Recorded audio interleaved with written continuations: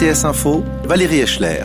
Twitter bloque le compte d'un conseiller national UDC. Dans une vidéo publiée sur le réseau social, le Bernois Eric S. appelait les Suisses à ne pas respecter les règles promulguées par le Conseil fédéral pour lutter contre le Covid-19.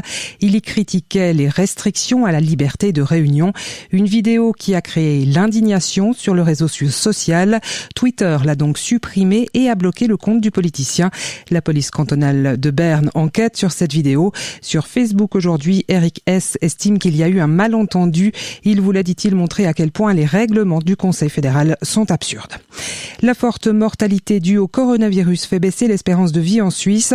Lors de la première vague, le recul a été particulièrement marqué dans l'Arc lémanique et au Tessin, les régions les plus touchées par l'épidémie.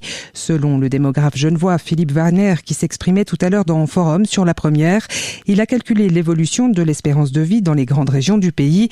Son analyse montre que lors de la première vague, l'espérance de vie a chuté de près de 6 ans au Tessin. Dans l'Arc lémanique, elle a diminué de 3 ans.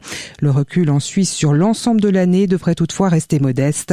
La pandémie qui, on le rappelle, a déjà fait près de 5400 morts en Suisse.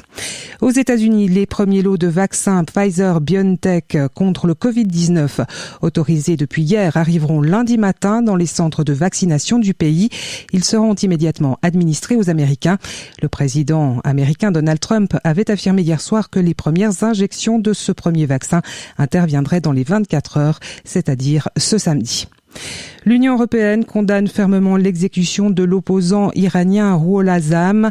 L'UE qui rappelle aujourd'hui dans un communiqué son opposition à la peine de mort, quelles que soient les circonstances. L'opposant iranien, un temps exilé en France, a été exécuté ce matin en Iran après la confirmation de sa condamnation à mort pour son rôle dans la vague de contestation de l'hiver 2017-2018. Au Haut-Karabakh, le cessez-le-feu qui avait mis fin en novembre aux violents combats entre l'Azerbaïdjan et l'Arménie a été violé. L'armée russe qui annonce aujourd'hui des échanges de tirs à l'arme automatique. Selon un porte-parole russe des forces de maintien de la paix, des demandes de respect du cessez-le-feu ont été envoyées rapidement aux deux parties.